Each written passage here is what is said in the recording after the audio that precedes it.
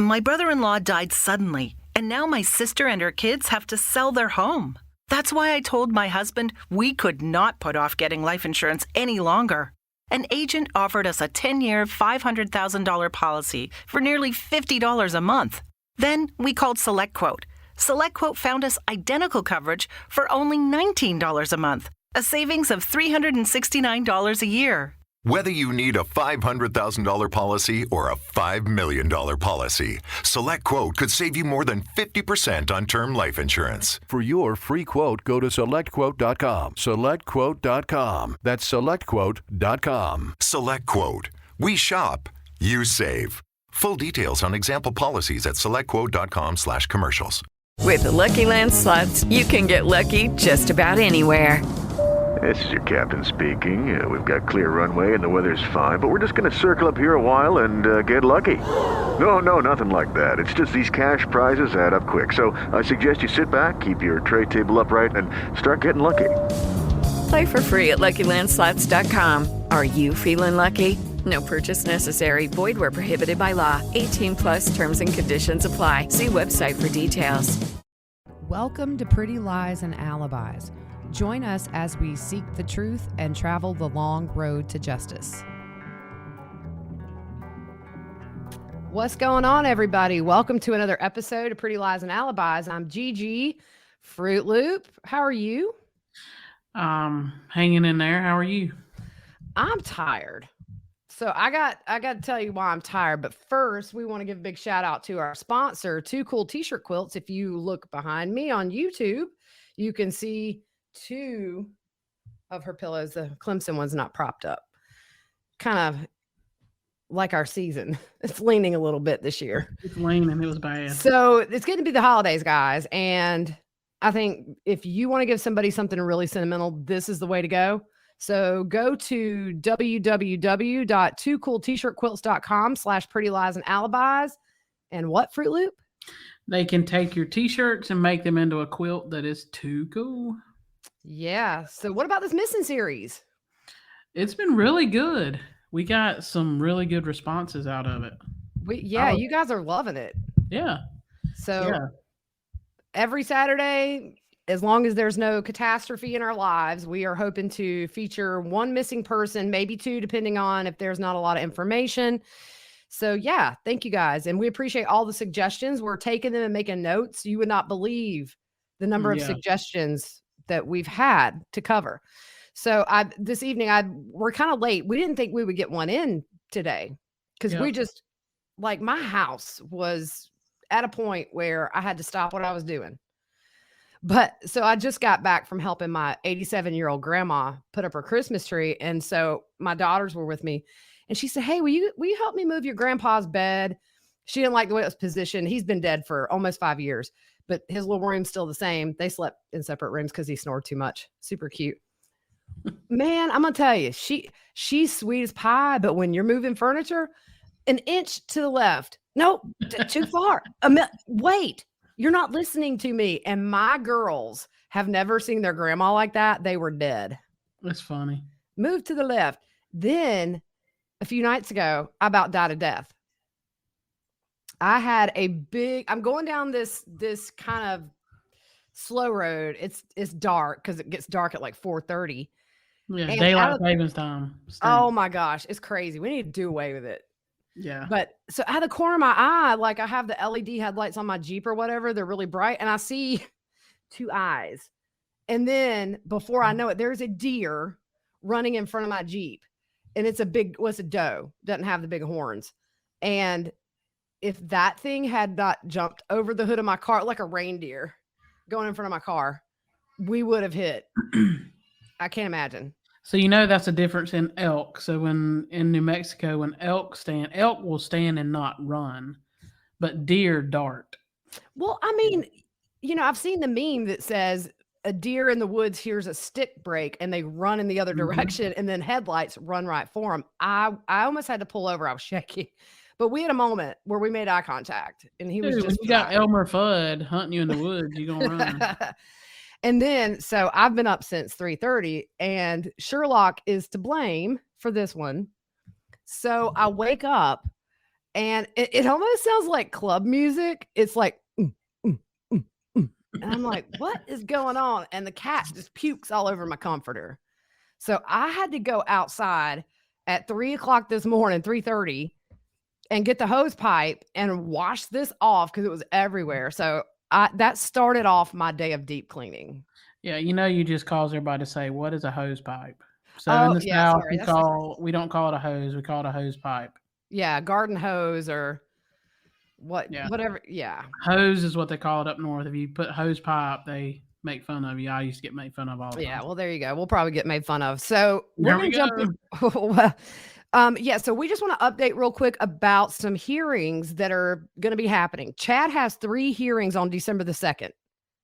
So at 9 a.m. on the 2nd, there's going to be a motion for the court to allow additional evidence and follow IC 19-1816 by transporting the jury. I'm going to tweet out what that is because I've got it pulled up. I didn't put it on here. And at 1:00 the same day, a motion for discovery concerning events. And we're going to get into this filing by prior in just a second. And then 2:30, we're going to find out when this trial is going to happen. Wow. That's all I care about. I'm not worried about any of this other stuff. So let's talk about these new filings. So what Pryor's asking for is an evidentiary hearing about the call that Lori made to the attorney at the urging of one of her mental health care professionals. And he wants to call Rob Wood, this McConkey lawyer, and the employee in question to testify. And he wants these witnesses to be sequestered or kept in a hotel or other location so that they can't talk. And he says the chance to question these witnesses under oath is imperative. Okay, 2 of these 3 witnesses are like, one's an attorney. Well, they're both attorneys, but one's prosecution and one's an attorney. And I understand the other one, but yeah. That's what he's asking for. And he's also asking for the court to appoint a special prosecutor that's non-LDS for this, which I thought was kind of weird. I can't understand. Yeah. How can you, that's like going before a judge and choosing race and religion. That's kind of my point, is that you can't discriminate based on somebody's religion. Exactly. And here we are, non-LDS prosecutor, special prosecutor. So he doesn't want anything from this to be sealed. And he asked the prosecution not to make any statements to the press about the matter. He doesn't want it sealed, but he doesn't want him saying anything. Well, and here's the thing too, is Rob Wood and Lindsay Blake put out a joint statement essentially where they said that they weren't going to talk about this in the press. Yeah. But again, you have on November 4th, you have Mark Means tweeting out a little GIF of somebody sweeping something under the rug. This is like a guy with a broom and the rug's lifted up. And I'm just sitting here thinking, if we want to lay out who has used social media and things like that, it's been Mark Means. Yeah. It hasn't been Rob Wood or Lindsay Blake. Definitely on the defense side. Yeah. So anyways, but yeah, they don't want it sealed. And he said if these allegations are true, the prosecution's failure to immediately disclose to the court the state's deliberate intrusion into the attorney-client relationship and the fact that resulting information was then fed back to the state represents troubling departure from the professional and ethical obligation of the prosecution, particularly in a capital case. I'm going to call it. He going to ask for death to be removed. Yeah. Bet you $1. Yeah. What else did... Oh, go ahead. It just doesn't make any sense. Like Rob Wood called. Yeah. Like he called and told him, look, this, you know what I mean? Like... Mm-hmm. So he also said, since Chad and Lori are co-defendants, it also implicates Chad's due process, fair trial, and effective assistance of counsel. He says broad discovery, and they've used that term 10 million times. Yeah, all right. Broad discovery is also appropriate due to the magnitude of the allegations.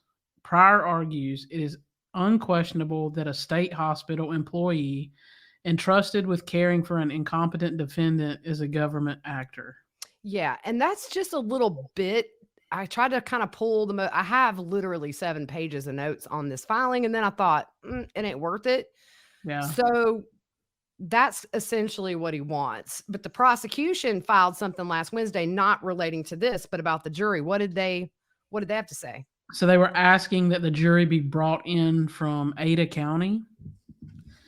Shortly before the hearing for change of venue, Wood asked the judge to allow this, and Pryor said he would need more time to prepare his side since this was just a few days before the hearing. Boyce said the state could submit the facts at a later time, but he ended up ruling to move the trial and said it was impractical to bring a jury in. So the state says it would be less money to bring the jury in instead of taking the whole trial to Ada County. That's going to cost a lot of money. It's going to, I understand their side of this because you're bringing in, they're going to have alternate jurors, so it'll be more than 12. But you're talking about the entire court staff. You're talking about witnesses. You're talking about investigators that are going to potentially testify several times during all this. I understand what they're saying, but at the same time, I just don't think that risking an appeal down the road, I don't know. Yeah, so the whole court staff will have to have somewhere to live in Ada County during the trial, which could be 2 months or more. The prosecution is also worried about manpower shortages in the prosecutor's office and law enforcement. They said it could cause a backlog of cases and having to move things around to house this trial, which I totally agree. Yeah, I think as big as this is. Yeah. Yeah. Yeah, I agree. It's not like they're moving it a couple of counties over. Mm-hmm. They're moving it hours away. And that's, so I get what they're saying. So we're going to pick up real quick. We're not going to do super long tonight, maybe 10 or 15 minutes on this, but we're going to pick up with the Chandler document dump. And I believe this is part 10. We're doing Melanie Gibbs, finally finished making the notes on this. But so we left off where they were talking about the purse, and when Charles took her purse, and then they run into Melanie Gibb runs into Jason Mao. He suggests going to the police. So that's kind of where we are. So pick him back up there. The officer asked again about the box of clothes that Lori took to Goodwill. And Melanie said she thought that was kind of out of control. And she asked Lori if she thought this was a little extreme, and she did not. So the investigator asked about Lori's behavior when she was telling the police officer about getting rid of his clothes. And Melanie said she remembers Lori being upbeat. And she said, I'm sure you've seen the video. Well, now we all have. And she said she can't go back and watch it because she didn't want to see herself in that video. And she's also tired of seeing herself on TV. But the thing is, with that, she voluntarily did a lot of sit-down interviews. Yeah, she did. Nate. Dateline, maybe. Mm-hmm. You can't do a rain dance and cry when it rains. Yeah. So the investigator asks about Julie C. And this is Julie Clement from what we've learned. And when asked if she's still friends with her, she said that not anymore. And she was only a little bit of friends with her. It was more Zulema that was close to this Julie girl. And they both do energy work. So that's how they met each other. And they ask if Melanie has ever attended any prayer circles. And she said a few times that she had. And they asked about the one in August after Charles was murdered. And she was at that one. So she said it was her, I guess, ex-husband, David, Melanie Pulowski, Alex, this Julie Clement, Zulema, Chad, and Lori were all at this prayer meeting, shortly after Charles's murder. And Chad brought out the seer stone, which, if you remember, that helps him to get revelations and visions or whatever. And Melanie said she didn't know what it does, but it translates and receives revelations. She said he didn't say anything about the stone. She just saw it. So investigators ask if she remembers any talk at that prayer circle about Iplos. And she says possibly. And then she says Charles was already dead, right? So I don't think they would have talked about that. And the investigator said Julie said something about a dragon, and Melanie said she didn't have any of their visions and she doesn't do energy work. So all that's in their department. I'm telling you, dude, dragons, magic, comparing yourself to Harry Potter. They got an obsession. Okay, I ain't gonna lie. This place we went this weekend had a big pendulum hanging. I got a picture of it. I took a picture. I forgot to tell you. Yeah, I thought of Chad. I was like, uh-oh. Oh, yeah. Chad I went and to my hippie his store and they have pendulums, and I was going to bring one and show you, but I was like, I ain't going to use it. It's going to waste my money. Nope. So she remembers Julie and Zulema had a thin veil, and they saw a dragon in their prayer. If they were in that little circle saying a prayer, she doesn't know why Iplos would be mentioned if Charles was already dead, which we just talked about a little bit. The investigator asked if there was a reason behind the prayer circle, and she says she remembers Zulema speaking, and she tries to remember if they were talking about certain people to help get the spirit out of the bodies. She's trying to remember who they were focusing their energy on, and she said it could have been Brandon, but it wouldn't have been Tammy. So she thinks it was Brandon, but she's not 100%. Then she said maybe she was talking about the earth. She said it was so out there. She said David, her boyfriend at the time, was so uncomfortable. And I think she says that like 3 times. She repeats it kind of over and over. Yeah. When asked how well she knew Zulema, she said she didn't talk to her after Melanie said she was going to the police. They were friends in the ward and knew each other for about a year. He asked if she knew how long Zulema and Alex were dating, and she said it didn't really happen until right at the end. She said Zulema was content being single, but Chad and Lori told her that she and Alex had been married in previous lives, and they would be a part of the $144,000 if you get married and move to Idaho. Ding, ding, ding. Right. Zulema said she wasn't getting the same answer, and there was tit for tat between Zulema and Lori about that.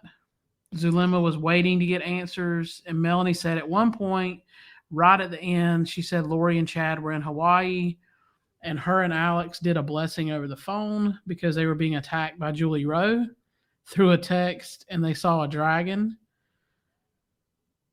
Yeah, she was trying not to laugh at this point. Melanie was. I can see why. And Alex priesthood is so powerful, they help cast a dragon from Hawaii. I think maybe I meant to put Chad's there. Chad's priesthood is so powerful. Oh, my bad.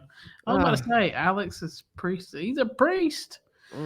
Melanie says they were at dinner in August and they were getting more friendly then. When asked how close she was to Alex, she says friends. Yeah, so she said she would call Alex occasionally, and the investigator asked Melanie to describe his dedication to Lori. And she said in the very beginning, when they started talking about Joe, Alex was really protective of her, and he would describe Joe as a horrible person and how he felt the need to protect her. And she remembers, and this is her words, that Alex tased Joe in the nads, and something about the trunk. So Alex didn't care if he went to jail for Lori. We all know that. And she said later she understood his mindset about protecting Lori because Chad told him as they started to get into their crazy doctrine, is what she said. Their crazy doctrine. Girl, you were right in the middle. That in the beginning, Alex was a nobody and had only been on the earth once. We've talked about this before. But later they said he was only on earth for Lori and he didn't need to come here because he was exalted. So we know they told him he was the angel that stopped Lemuel from killing Nephi. And Alex believed them and took this on as his identity. I mean, she said that was his identity from then. And the investigator asked her if she thought Alex bought all that, and she did. When he moved, and I'm assuming she's talking about to Rexburg, Lori told him to pray about it, and he did, and said he got a confirmation he should go. So she said the last time she saw Alex, she said, this zombie thing, I'm not 100% on that. And Alex said, no, I believe it 100%. And she said Zulema said she's still getting confirmation on the zombie thing.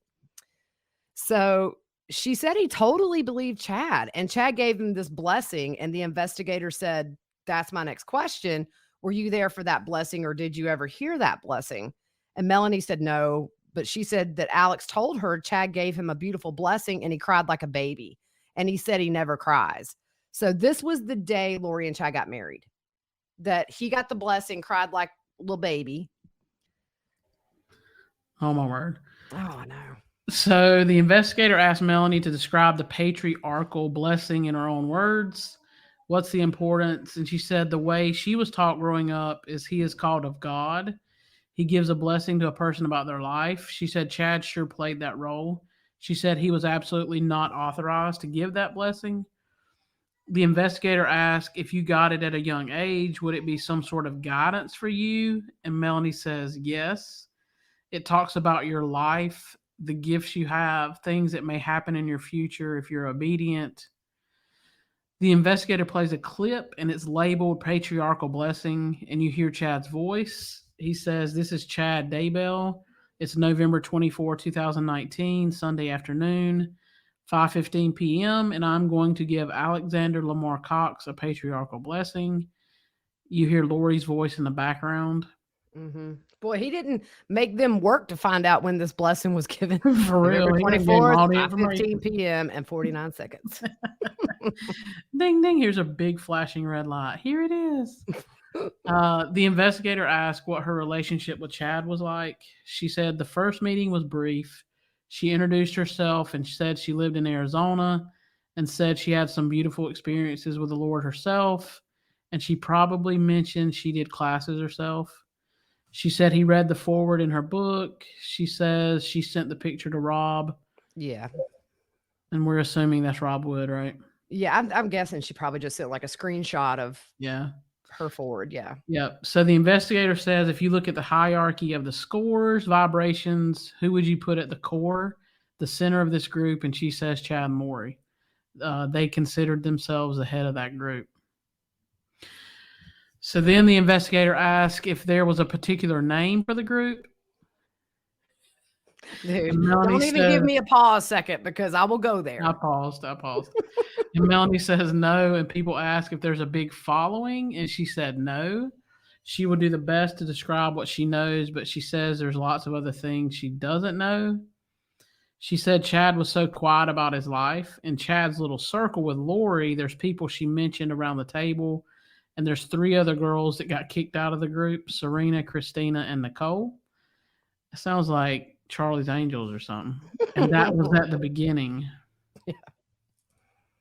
So when asked why Melanie said Serena was calling Chad too much, according to Lori, that's why she got kicked out.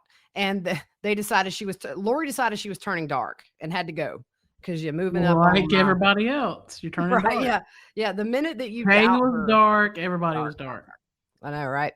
Yeah. So Christina and Nicole knew Lori actually before Melanie Gibb did, and they were among the first to be ordained as part of the 144,000. They started getting suspicious, and Christina especially, because she would call Lori out on things. She would say, Chad's married. And so, of course, she's turning dark, according to Lori. And Melanie said something about, they said Christina wasn't 100% human. And so she's trying to think, and you could tell, like, Melanie Gibb went to another place. And it was some kind of a part lizard. So poor Christina. She's like lizard. Is a lizard? That's not a serpent, right? A serpent is a snake. Oh, sorry. Okay. Oh, by the way, I forgot to tell you this. Here comes one of our tangents. I'm sweeping in the house yesterday. Mm-hmm. I go to sweep the corner. There's a snake. In your house? Legit in the house. Dude. So the 2 kids, one's in the bathtub, one's just running around. So I start like, oh my goodness. And little Miss would have picked it up. She ran and closed the door.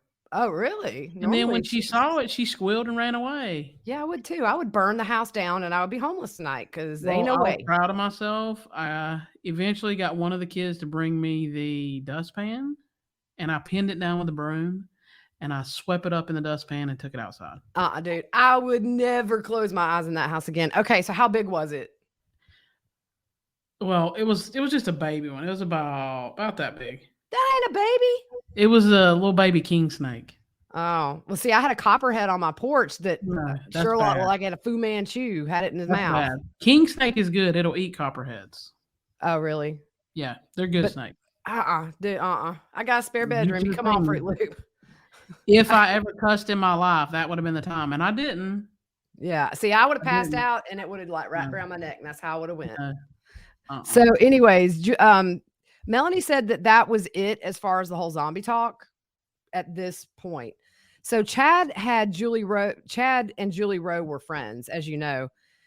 And But Okay. eventually, what? Huh? I'm sorry, but every time I hear her name, I think of that video with her doing them little. Like, oh yeah, the things that like you do Yeah. if you're in Yeah. what, color guard or something. Yeah, she's in flag. She's in the color guard of the band. Dude, I would not be graceful with that at all. It would be getting wrapped Mhm. around my face and all that stuff. So eventually Chad moved away from Julie Rowe. And Lori thinks all this I'm sorry. Melanie Gibb thinks that this little religion or whatever you want to call it comes from, it kind of derived from the energy work. She thinks it's sort of built from there.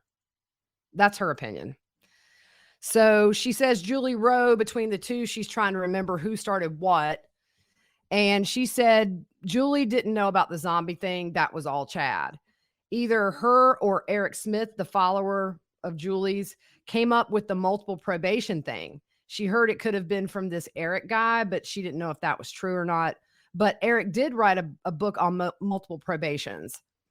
So someone in Julie's inner circle contacted Melanie and they were comparing notes, and she would hear things Chad had told Lori that seemingly came from Julie. So it sounds like maybe he picked up a little bit of her hogwash and mixed it with his hogwash, and you just got some murky water. So Melanie said Chad had some power over Lori sexually. And the girl said someone did that to her, and that's what they do in that group. That's the energy work. So I don't know who. They sort of insinuate that somebody else said they had a thing with Chad, and I think we all know who that might be. But she didn't know anything about it. So Chad was part, being in Julie Rowe's group. He said he was just getting tired of her, which, I mean, I can't imagine like talking to somebody and they whip out one of them things and start, okay, so I've had these multiple probations, and odd as gods, those people. So when Chad and Lori first met at St. George, he said he told her, I'm done with Julie Rowe. And she texts me all the time and I'm done with her. You think this is a good place to stop? I think if we just finish the rest of this page, it's a really good place to stop. All right, gotcha. I got an energy work appointment. No, that's right. You got to go wave your baton around. Yep. So Melanie said now there's all these energy groups out there, and a lot of them talk about multiple probations. She doesn't think Chad is the founder of any of that. She said Lori wasn't a social butterfly. She didn't want a big crowd because she can't control it. Exactly. I was just going to say that. Boom. Yep. Because you can control a small group of people that are like-minded, but you get, as you see with Christina and Nicole and the other girl, they question things and they're gone. Yep. So the investigator asked if she thought Lori took instruction from Chad, and she said yes. He asked if Lori would do anything without Chad's authorization, and Melanie said in the beginning, Lori said she felt Chad gave her the priesthood, and he told her she was married to Moroni. Melanie said he would confirm her little things. At one point, Lori said Chad was good at getting revelations, so she would just go to him because she wasn't as good at it as she used to be. And Melanie uses the example of text investigators have seen of Lori asking Chad if this person is dark or is that person dark. The investigator asked her if she knew any way Lori would have found out about Charles and Adam's plan to stage an intervention. She said Charles maybe called or texted and said he is coming. And we know that we saw that he texted her and said he was going to take JJ to school and all that. I think she had to have found out that Adam was coming, either her mom or her sister. I can't remember. Summer, yeah. I think, kind of in there. Mm-hmm. So I think this is a good place to stop, just because, girl, I'm tired. Like, I'm going to start going crazy here in a minute. I got to get in the bed. Well, it feels like it's like 11 p.m. I know, and it's 8:35, and it should be midnight. But, when you wake up to at 3 a.m, it's been a long day. No, thank you. Yeah. So anyways, we are going to keep an eye on things, probably try to fit one in tomorrow if we can, and just keep going with this. And I've decided to go back and rewatch all of Zulima's. So we're going to do this with Zulima's because when we covered that on a previous episode, I had just trusted the summary, which is good, But man, you miss so many little nuggets. I'm just going to take one for the team. This took me days, and Zulima's is twice as long. But I'm going to start that tomorrow. We still have a couple of episodes with this, and then we've got texts and all kinds of stuff, but we really want to pick it apart. Yeah. And take our time with it, because I've learned so much doing this. It gives a lot of insight into things, and I don't want to miss anything. Dots. Yeah, exactly. Mm-hmm. Exactly. So anyways, somebody said I end things too quickly. I need to. That's so funny. I so I don't know. I can do a little song and dance for you. I don't know. It's like, okay, we'll continue to wave and stop as you go to leave. It's like a Southern thing. The Southern goodbye. And then 30 minutes later, you're still, yeah. Well, how about this weather? In the morning, I have to dress like I'm in Antarctica. Mm-hmm. And then, then by the middle day, you're peeling stuff off. It's bipolar weather here. Yeah. But it's nice to have 78 degrees in November. It is, but then the snake gets in your house. Yeah, see, that's a big one. Yeah. Yeah, I just wish there was like a hairball season where they just don't do it. Like snakes hibernate. Can we just, Yep. I don't know what he Well, ate. it was like one of those things, like I was sweeping and I was like, wait a minute. In my brain, I'm like, oh, that's a snake. Oh, yeah, it's a snake. That scares me about my dog door.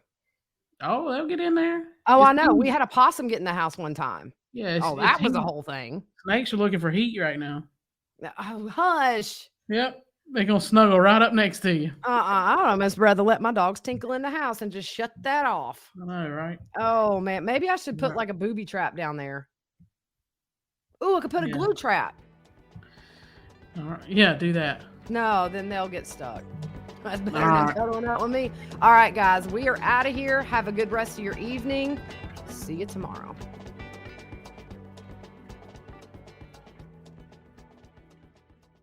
My brother-in-law died suddenly, and now my sister and her kids have to sell their home. That's why I told my husband we could not put off getting life insurance any longer. An agent offered us a 10-year, $500,000 policy for nearly $50 a month. Then we called SelectQuote. SelectQuote found us identical coverage for only $19 a month, a savings of $369 a year. Whether you need a $500,000 policy or a $5 million policy, SelectQuote could save you more than 50% on term life insurance. For your free quote, go to SelectQuote.com. SelectQuote.com. That's SelectQuote.com. SelectQuote. We shop, you save. Full details on example policies at SelectQuote.com/commercials. Okay, round two. Name something that's not boring. A laundry? Ooh, a book club.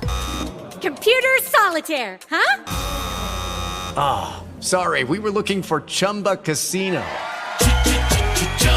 That's right. ChumbaCasino.com has over 100 casino-style games. Join today and play for free for your chance to redeem some serious prizes. ChumbaCasino.com. No purchase necessary. Void where prohibited by law. 18+ terms and conditions apply. See website for details.